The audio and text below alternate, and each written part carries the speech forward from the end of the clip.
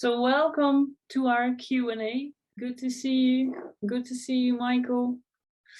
So I'm just sharing a short presentation on Impact Direct. I will also tell, of course, more about our application process, and please put your questions in the chat. And of course, there is some space in the meeting to ask your questions. I will share my screen. So this is us. This is Team Impact Direct. We are based in the Netherlands, in Ghana, and in Kenya at this stage. And in April last year, we started with Impact Direct because we think that the international development cooperation, it can be improved. We had a good idea for that. And that was because we saw this from the entire budget of international development aid or international development cooperation, only 2% goes to locally led NGOs in Africa, Asia, and Latin America.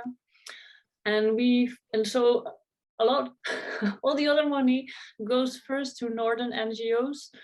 And then through that, of course, it also gets to locally led NGOs, but then it comes with restrictions and with goals from the north. And what we were thinking is if we support locally led NGOs directly, it means more impact for less budget, because you are the experts on the ground. You know the context so much better than we here behind the desk. So that brought us to this solution. Before we existed, as an individual donor, I was not able to send a direct donation to a locally led NGO. Of course, unless I had the network, but otherwise there was no option. So now people can actually make a direct donation to the locally led partners that are on our website. We also sometimes organize online events so people can really meet the NGO directors or some of the recipients. So that we did yesterday, actually, we had an event. For locally led NGOs, it means like our website can serve as a platform where people can find other stories and then what we usually hear in the media and from aid organizations, because that's our stories by Africans on Africa. I think that's the difference. We also see that some of the NGOs on our website gets invited at conferences. So the promotion helps in that way too. And of course, we try to connect these locally led NGOs with individual donors, organizational donors, and grants. So basically it's unrestricted funding for the locally led NGOs. I will get back to that as well. For African communities, it means more impact because more money actually goes into the communities. Yeah, and for the donors, that's more value for their donation. Direct donations work. We did a little bit of research. We're still researching on what is already known on that. And of course, we see our own results from since we started. And a few things why it works is because local NGOs can easily adapt to changes or new problems that arise. Local NGOs build relations with their communities, durable relations, and not just for the funding period. And we also saw can be more innovative, because if you have like unconditional donations, you can try new things, and sometimes with restricted donations that is not possible. So far, like our results from 1 year is we raised 60,000 euros, and 12 projects in Ghana and Kenya improved almost 4,000 lives with that, which I think is amazing. If I see the budget here from northern NGOs, I think we can do so much together. And we have like around 12 partners now that are supporting us with expertise or with donations, and several individual donors who donate on a regular basis. And that is growing step by step. What you can expect from us, we have this platform I will show you in a bit that showcases all the NGOs and their local solutions. We provide access to unconditional grants, and we are planning that it will be like around 10,000 euros per NGO for the next year. And next year we start a capacity strengthening program, like a training program from Ghana and Kenya, to see how we can also support NGOs where relevant, and in discussion with you. Maybe to explain a little, unconditional grants for us means that it's you in the lead. It's you who come up with the information that will be on the website, and also to decide how the budget is spent. For us, it's mainly important that also the donors know what you plan to do with it, and maybe that can differ a little bit in the implementation, and then the report shows how it was different. So at least it's transparent for the donor. I think that's important, but it's you in the lead, and we are just to facilitate and to discuss with you. What we think is really important in partnerships is building this relation of trust with our partnering NGOs. And for us, that starts like with these kind of meetings where we can discuss and chat, with a kickoff meeting. We are available for questions and suggestions through WhatsApp, email, calls. And we have an open Zoom call every other week for our partners. So there's always opportunities to come together. Yes, I'm recording the meeting. I see in the chat a question, and I will share it with you and others after. So that's what is to expect from us. What we expect from you. Once again, you are in the lead to decide which project to fundraise for. After application, and once we decide we want to collaborate, you will be providing some materials for making the website. I can show you how that could look like. So this is our website. These are all open projects on our website now. There are 9. And if we go, for instance, to the project of Wawa, Kenya, you see some information on the project, which is up on a format. Some videos, testimonials, pictures. People can directly donate to this project particularly. And so this is a project page where you can raise donations for, and there is an NGO page, so with contact details and some more information on the project. So that's how it looks like. We also ask the NGOs that partner with us to co-promote your own project, of course, together with us. And that's mainly like having the right input, but also all the NGOs. Let me show you. So on our stories page, there are a lot of stories directly from the NGO, so they can log in on our website and update their story there. And we are on the road to make it more easy to do it even on our Facebook page, and then it will show up here. So that are regular updates. But we also have sometimes an online event where you can join. We do proposal writing for the projects where we can work together. So there are several like opportunities to co-promote projects, and I think it's important to do it together, because then we have even a bigger network and a bigger strength. And we can never promise that we make it to the target amount of what your project wants to raise or program.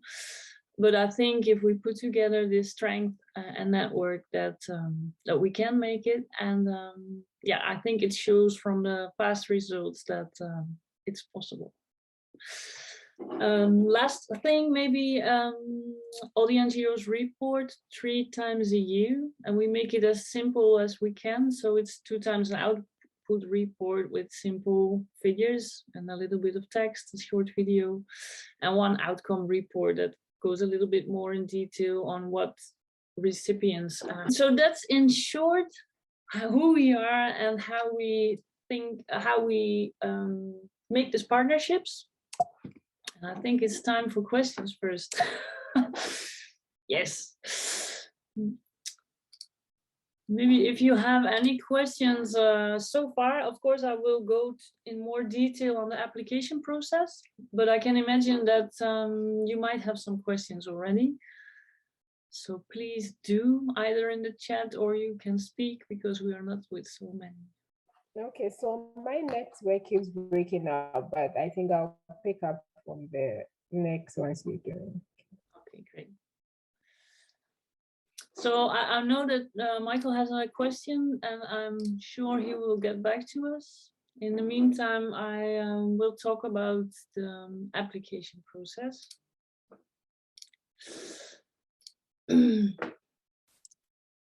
And of course, if you have questions, please continue to ask them. So everything on the partnership is on our website. I will show it to you and explain it at the same time. So this is all about the partnering. So this is what we just discussed, like what can you expect from us? What do we expect from you? You see our terms and conditions. That's mainly the contract. If you and we want to partner after your application, then it will be like the contract for our partnership, and we would like to see it to happen for at least 3 years. So if you apply and it's successful, then unless of course along the way one of us wants to stop the collaboration because of something happened, but we want to have a longer term relations with the NGOs that we're working with. Below you find the criteria. There was a question on that too. I go slowly through them, and yeah, if you have questions on it, please say so. We have like our main criteria. Those are really you need to meet them for before you can do the application. So that the one is being officially registered in the country where you work, but also have a bank account. We ask you for your past 2 annual financial reports. Unless you started 1 year ago, of course, then it's only the last one. We're looking for NGOs that are locally led, locally found, and locally based. That mainly means that you don't have decision makers abroad. NGOs have activities running on one or more of these 3 sustainable development goals, and that is poverty reduction, or income generating activities, food security, and advanced education. And we're looking for NGOs with an annual income below 100,000 euros. And we try to have a group like with smaller NGOs below 30,000 and a little bit bigger NGOs below 100,000. This time we are specifically looking for NGOs working in remote areas in Ghana, Kenya, Liberia, Uganda, Sierra Leone, and Tanzania. But also if you are in other countries, please give it a try. We hope, of course, that Impact Direct will be growing step by step, and also will go to other countries in Africa. So you do the application, I will show in a bit, and one of our colleagues will also, if we feel like, hey, this might be a good partnership indeed, and this NGO matches the criteria, then one of our colleagues come and visit you, because we also feel that's an important part of our relation building, but it's also an important part of the application process, because what we see is normally happening is that especially Northern NGOs will do the selection behind the desk. And I think it's very important to meet and to see you and to hear the story. And that can be, it's equally important than the paperwork, I believe. And preferably we're looking for initiators that really started from this great idea that they have for their community or the community they work in. And so we will definitely ask you for your founding story once we visit. We work for recipients, or you work with recipients living below poverty line. I think that's an important one. And I think all of us do, because almost all the incoming applications doing that. Yeah, well, I said it already. We value this partnership based on equality, trust, and transparency. And that's something that we build, right? That's not maybe there from the start, but that's what we try to build, and hopefully also the NGOs build it with us. What we don't support are NGOs with decision makers abroad, orphanages, or religious activities. We also don't support projects that have another core theme than income, food security, and climate, or advanced education. And with advanced education, we mean actually everything but basic education. And that's because in Ghana and Kenya, it is taken care of by the government. Well, that might be different maybe in other countries, but for Ghana and Kenya, we are not supporting basic education, but maybe we have vocational education, we have adult education. So that's what we mean by advanced education. And we also do not fund only awareness raising or advocacy projects. I think maybe if you have questions, yes, please. Can you hear me? Yes, we can.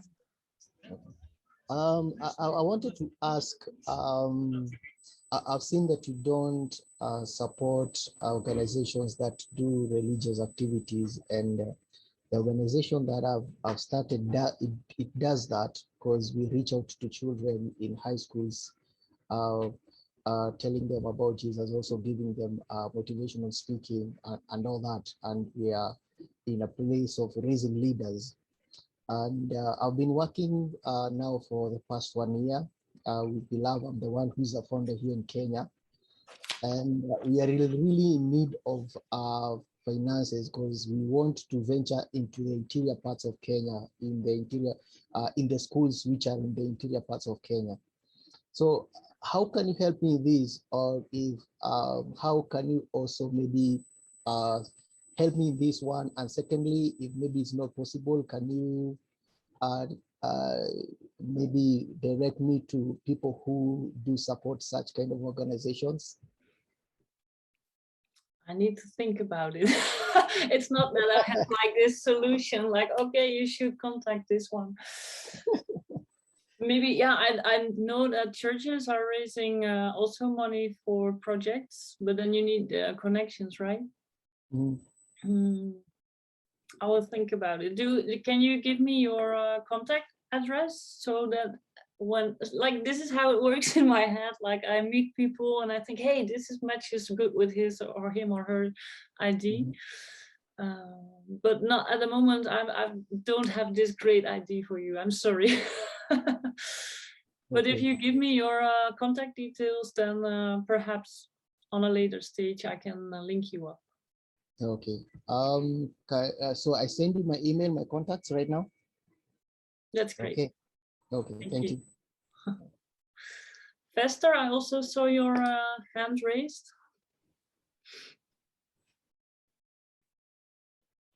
Please unmute yourself. Thank you so much for acknowledging that. Like as I explained to you, my organization, that is our organization in Nigeria, is a new organization. We are still trying to round up with the registration. And with your request, the criteria here, you are asking of 1 year, well, let me be specific.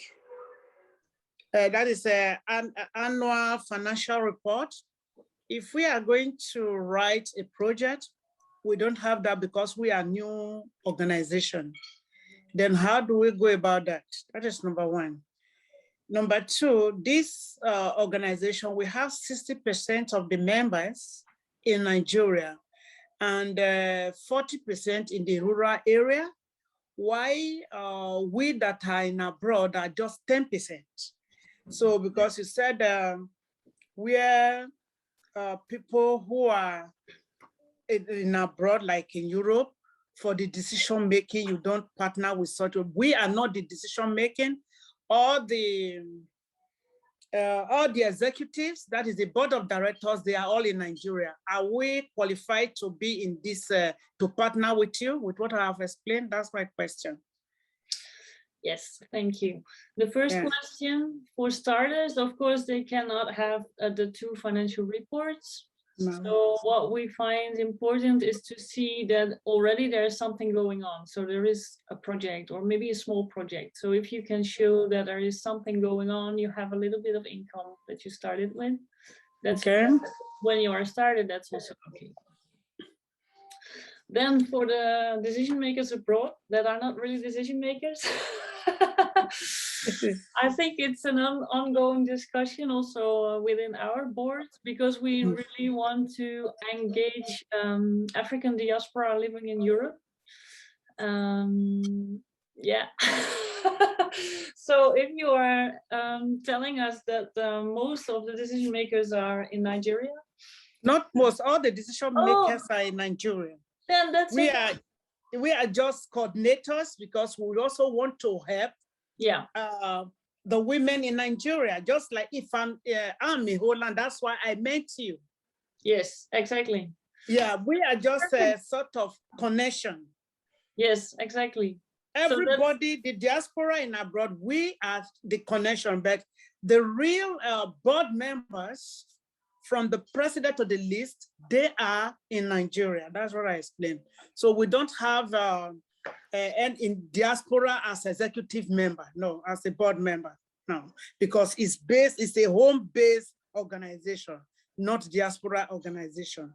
I understand. So then that's within the criteria. 100%. Okay. Thank you. When I heard you said that, I said, oh my God. Then the third question, just like what the other brother said, you know, in Africa, we merge culture,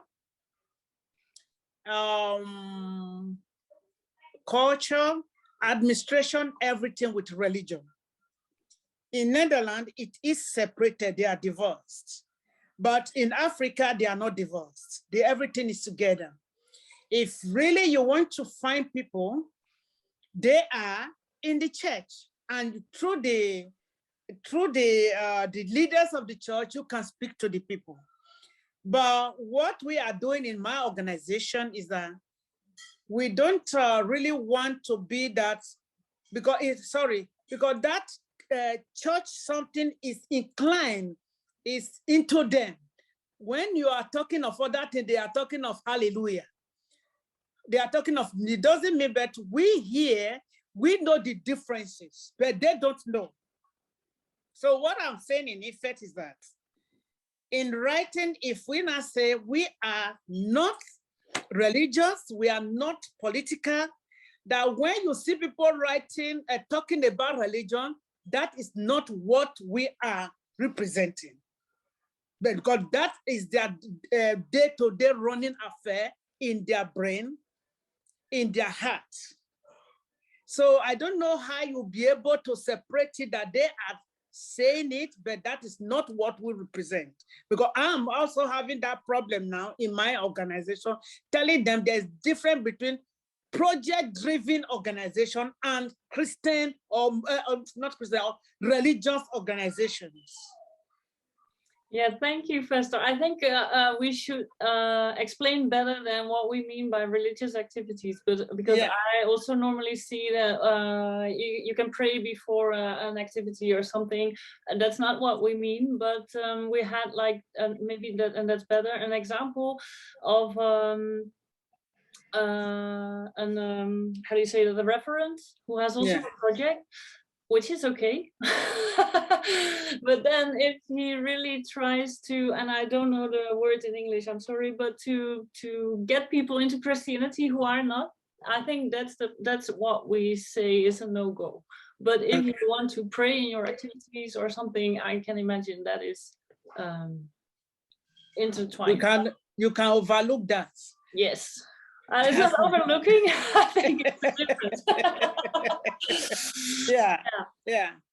Because we are so inclined in this religion doctrine that we don't see beyond that. But we in diaspora, especially in Netherlands, that stood up to separate the religion from the politics and become not too secular, but we now know the difference. But those in Africa that we are dealing with, they don't even know. Yeah, of course, it's a difference from Europe and Africa. Yeah. And I think we should be more clear than what we mean by not funding religious activities. Yeah. Thank you. You're welcome. It's always also good to get the feedback. I think, Michael, you are with us again, and you had this question before.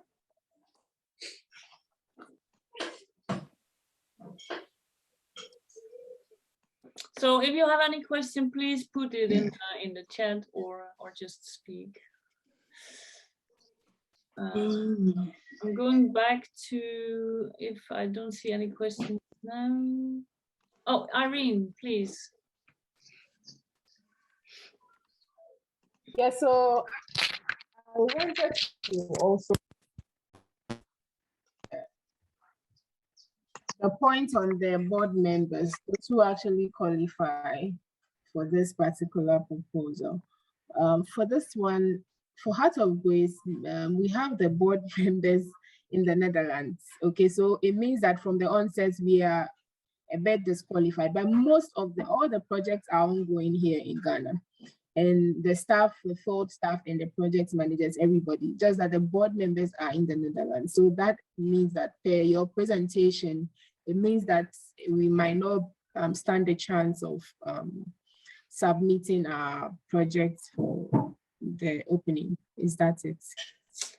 Yeah, let me, Irene, I will meet the whole team next week. We meet generally weekly. Let me discuss it one more time, because we discussed it so many times, how to engage diaspora organizations. So how do we want to go about? Please let me get back to you on that, okay?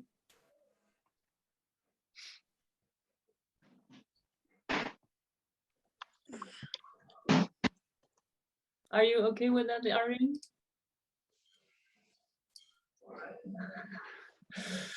Irene, Heart of Grace. Where are you located? I see, yeah, Fester, please. Yeah, I just saw in the poll, said, where are you located? I saw other countries' name. Please, you will try to include Nigeria. We don't do that for now, but we are not closed for other countries, but those are our focus countries for now. Okay, but you mean Nigeria would not be one of the focus country? Because I want to know our stand. That's true. For this application, Nigeria is not a focus country. That is for this year. If we raise the budget that we now plan for, might be the only application round for 2022. If we get more funding, then we will have another round in July. In July. Yeah. Okay. In July, if we submit our application, it will be looked into. Is that what you mean? Yes, that's what I mean. Okay. But for this, we can't, because we've not finished our registration, and without our registration, we cannot apply. So let's hope for July. Okay. Okay. That's nice. Yeah, so maybe I think I said that before, but I think it's an important point. So even if you align or match the criteria, it can still mean that you are not selected, because we have now room for around 10 new NGOs. So if we got a lot of applications, there might be maybe 15 or 20 really good. So they will be on a waiting list then. So it's no problem. It's meeting the criteria and have a little bit of luck. Oh yeah. Then my other question, sorry, I'm talking too much. No, that's okay. To apply, that is to apply for the, how to write the subsidy and everything, please do it. I need somebody from your organization to direct us. Let me, because that was the one thing I want to also share. I think it will reply your answer, your question, sorry. So The application for partnerships, it's the same page. I will share the link in the chat soon. So these are all the really the hard criteria, right? So if you will match them, you can go to the application. So this is just like all the normal Okay. questions, right? Just about your organization. Mm-hmm. Some uploads that actually relate to the checklist. So that you actually have this NGO registration, that you have the financial report. Yeah, so if you don't have that because you're a starting organization, you can upload something here that shows that you are ongoing, right? Okay. I think these are the most the questions, because these are all like some data. So what's the mission of your organization? Who are you working for? How many people have you reached out the last 2 years? Do you see so direct results, indirect results? Sorry, with that 2 years, we won't be able to fill in anything because we are just starting. Yeah, of course, but hey, yes. This is what I see.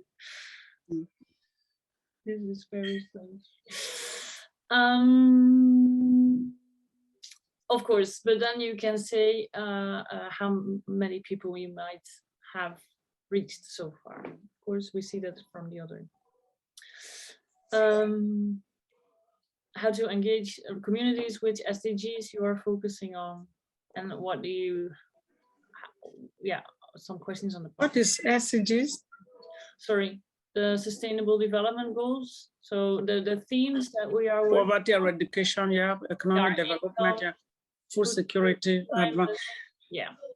I mean, like this food security, can the agri come in agriculture? Yeah, the projects that we now have on the SDG2 are all related to agriculture and climate. So it's more like having more biodiversity or agroforestry. Okay. Climate smart agriculture. Okay. The advanced education, meaning adult and vocational or secondary school, that is what kind of project do we do there? Especially with the secondary school? It's your project, and you can just check if you do something on these topics. Okay. It's not my project, it's your project. Yeah, but we just have to have an idea because yeah. In the educational system in Nigeria is quite different from that of the Netherlands. So that will not, so that we'll be able to know accurately what we are doing and what we are talking about. So you can also see, of course, which projects are now on the website. Okay. And they are all on education, income, and climate. Or okay. Thank you. You're welcome. Do you have any questions on the application form? Or is it? Yeah, I think for me it's clear. To make everything as clear and simple as we can, and we also try to get the feedback from the NGOs that we're working with so that we can improve. I will share the links that you will need if you think you want to apply or give it a try in the chat. To all of you.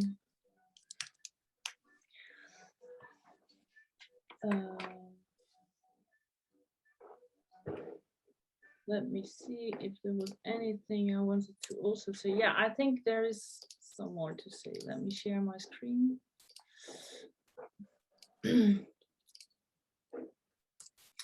Sorry.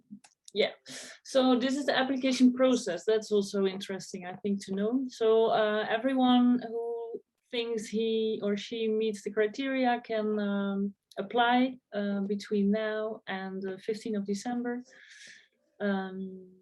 Our colleagues in Ghana and Kenya will check all the incoming applications, and the board they will make a decision of which projects will be selected, and they will be visited by our colleagues in West and East Africa.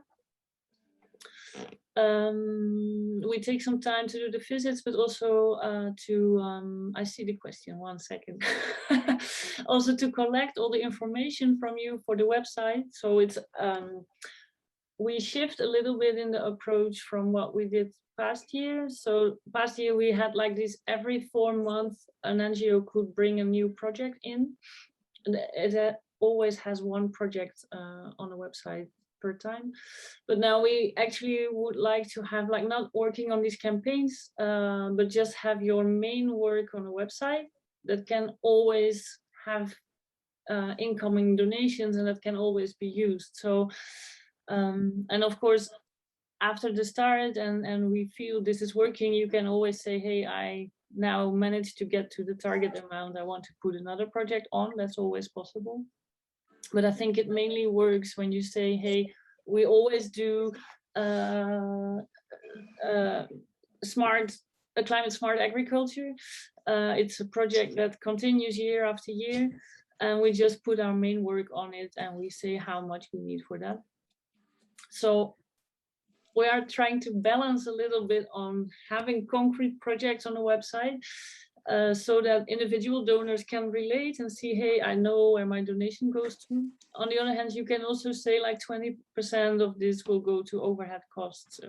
You can perfectly explain how you are going to use it. It's your plan, your project or program. And we try to help you out to get it as nicely on the website so that it's really understandable for people who do not know a lot, but also for grants or organizations who might want to donate. So that's a bit of a balancing act that we try to do here. So we will discuss with you how we can do that.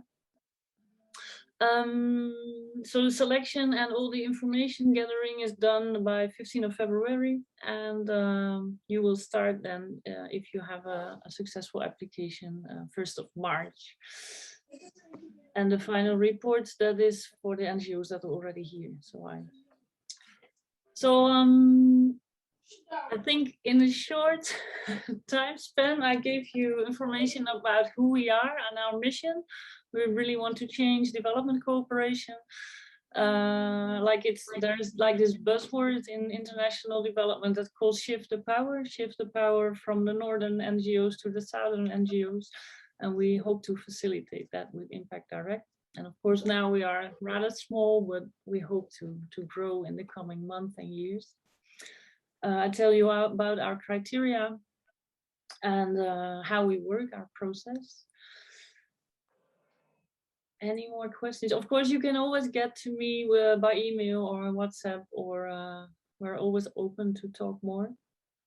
So I'm hoping that either you will apply, or I put just a link in the chat. Like, if you are not able to apply right now, you can also register for the newsletter. I know many of you did already, but if you do, if you're not in it, please do, so that we notify you when there is a new round of applications. I think I will also share the video and the presentation for you to see it again. And I think that just leaves me with saying thank you that you have been with us today. And yeah, you know where to find all the information. Please contact us if you do have any questions along the way. And I just hope to meet again and wish you a wonderful day ahead.